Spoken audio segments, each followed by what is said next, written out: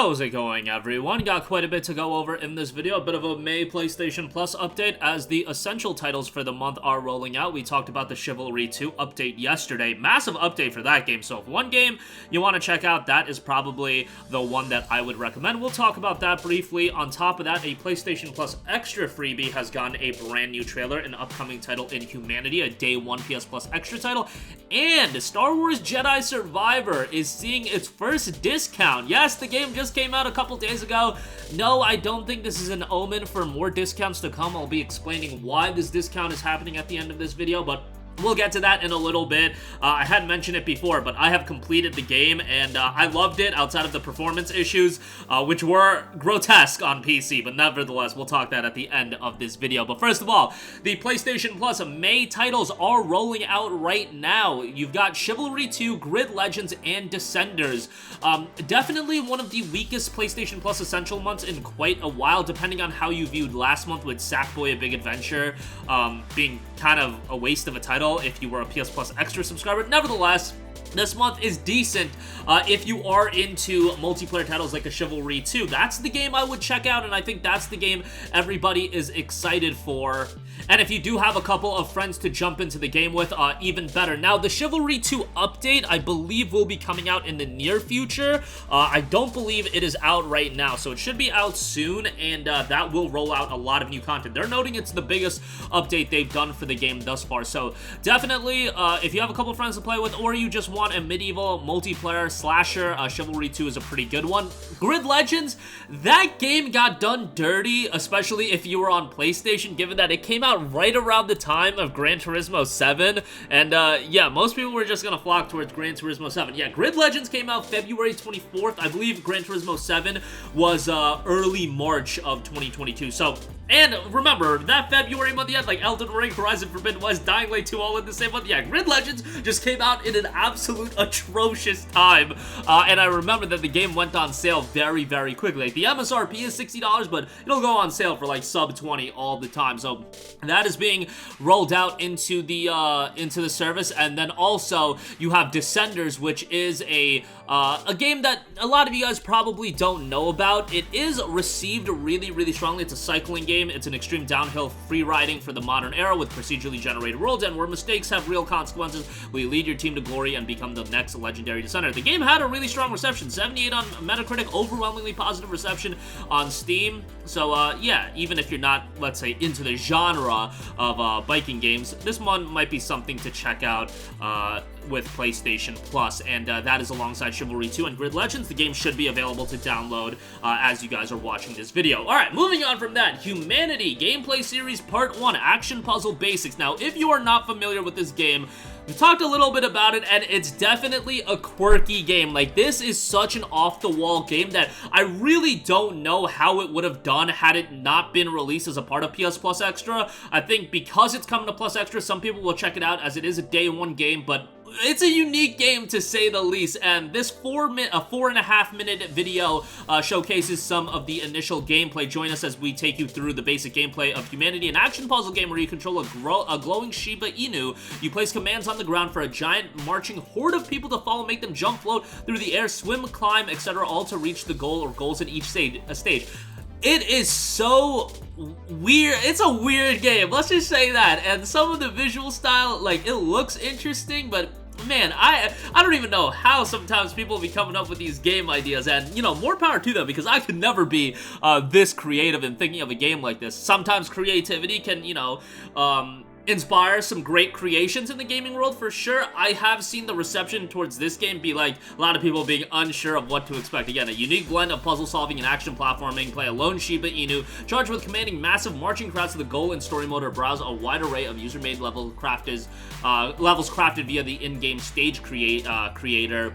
I know a lot of you guys aren't super into puzzle games. There are puzzle games that come out every now and again that really grab my interest. Like Talos Principle is a game that I often recommend, and that game was great. And then you have titles such as The Witness. I thought that was pretty good, but we'll see how this one turns out. Again, if you want an insight into some of the basic gameplay elements, go check out the trailer, the Action Puzzle Basics. Lastly, I do want to note, Star Wars Jedi Survivor seeing its first discount. Now, it's not a steep discount over on Amazon. Remember, the game is typically $70. There's a $10 coupon that you can apply that'll knock the game down to $59.99. So, hey, you get to pay the regular price from last generation. Let's go! But, yeah, I think the reason they're doing this is because Amazon, I would imagine, got wind of the Best Buy and Target offer that they were just giving $10 gift cards with the purchase of Jedi Survivor, so I guess this is their way of price matching it.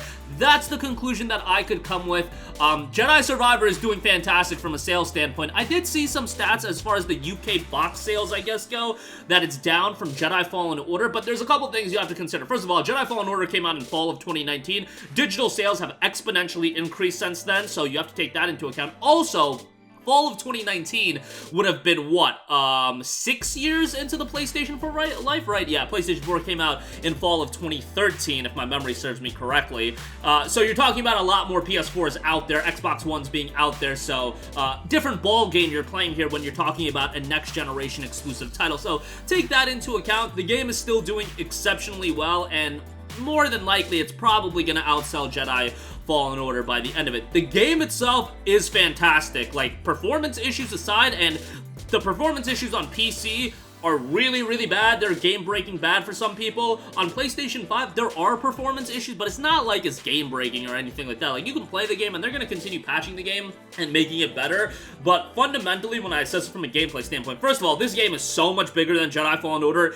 It is insane. Like, if you rush through the main story, maybe you can complete it in 20, 23 hours, something like that, but there is so much additional content. Like, I know people that just got to Kobo, and they've been spending hours upon hours into Kobo, and Kobo is crazy how much content there is. And then there's Jeddah. Those are the two major open levels, like Kobo especially. Those are the open planets. But if you're looking to do like everything, get the platinum trophy, bro, pack a lunch because you're gonna be busy for quite a while. Like, Jedi Fallen Order had optional content and everything like that that you could embark on, and there was stuff, you know, outside of the main story you could do, but it was still a fairly linear experience. Jedi Survivor is not an open world, but man, some of the worlds are big, a lot of, you know, boss fights to be had that are optional as well, and a lot of rumors and side quests. It is a big, big game, and the narrative is exceptional, man, and also, from a narrative standpoint, the second half of the game I thought was so strong, especially, like, the latter 30% of this game, amazing. I thought they did an exceptional job with the latter 30%. Of this game. Not to say the first 70% was bad, but it really picks up by the end, which is exactly what you want out of a video game, by the way.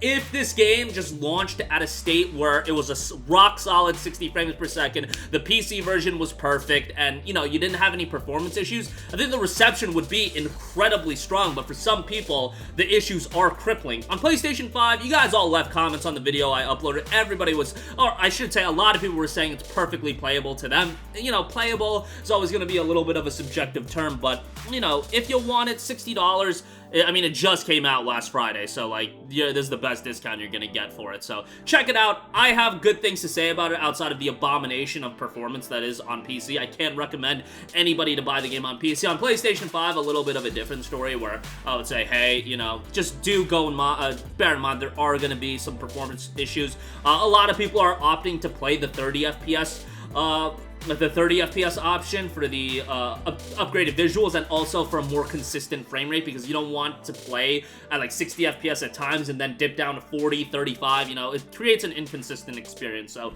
keep that in mind as well for what setting you want to play the game at. But that's gonna do it for me. Again, the May PlayStation Plus Essential titles are rolling out right now. Chivalry 2, Grid Legends, and Descenders. Humanity has gotten a brand new gameplay video, Gameplay Series Part 1, so do expect more content for that ahead of its May 16th launch on PlayStation Plus Extra, and Star Wars Jedi Survivor sees its first discount down to $60. That's gonna do it for me. Sound off with all of your thoughts in the comments section down below. Thank you for watching, and goodbye.